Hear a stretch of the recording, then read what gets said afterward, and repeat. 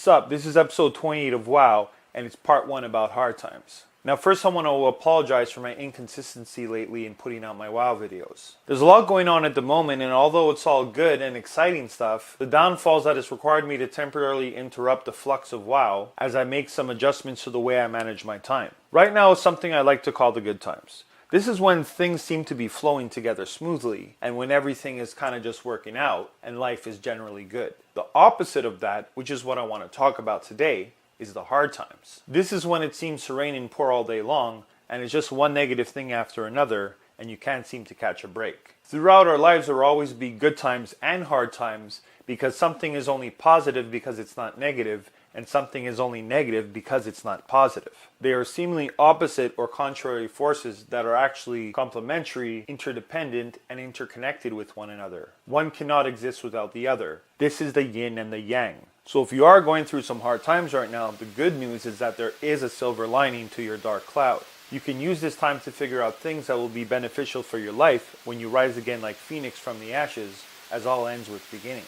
One of those things is that hard times give you an opportunity to reassess and clearly see who really has your back. When the good times are rolling, sometimes it's hard to see who is actually really there for you and who really cares. Hard times allow us to see who's there for the long haul and not just there for the sunshine and lollipops, rainbow and lemon drops. Disappointment comes from expectations. That's why if you use hard times to reassess where people should be sitting in the auditorium of your interpersonal relationships, you'll know for the next hard time who to count on and who to count out. I mention the auditorium of your interpersonal relationships in a lot of my videos because it really is the framework of many things that I speak about. I explain exactly what is in detail in episode 2 of WoW. I'll give 3 examples of situations you can use to reassess those people in your life. The first example is funerals. When I was very young, an older wise cousin of mine taught me that respect is everything. And no matter what you do or achieve in your life, if you do not have respect, you do not have anything. This is why I treat everyone from the CEO to the janitor to the homeless person as my equal. Some may be more successful in their prospective business or less fortunate than I am, but at the end of the day, I am no better nor worse than anyone else. If you are kind to me, I'll be kind to you. If you are respectful to me, I'll be respectful to you. We are all human beings and we're all equal, no matter what profession we choose, what race we come from, what religion we believe in, what sexual preference we have, or what gender we identify with. A funeral is the ultimate test of how much respect you have earned from those close to you in your life. This is not only a human trait, this is also observed in other species, where they become very distressed when a member of their group passes away.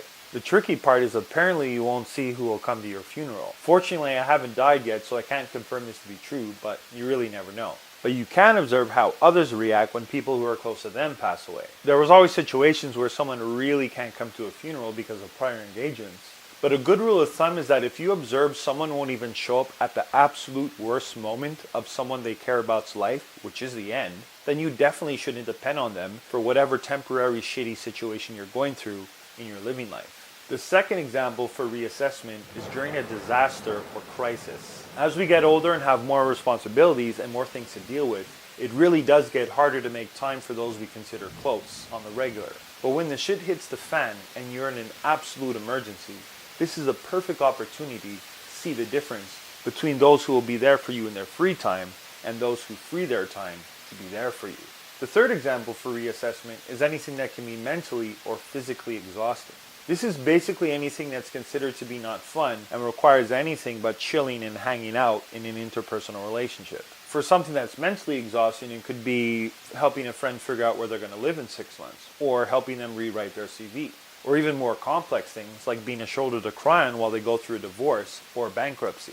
There are many examples of physically exhausting situations, but my favorite one is moving.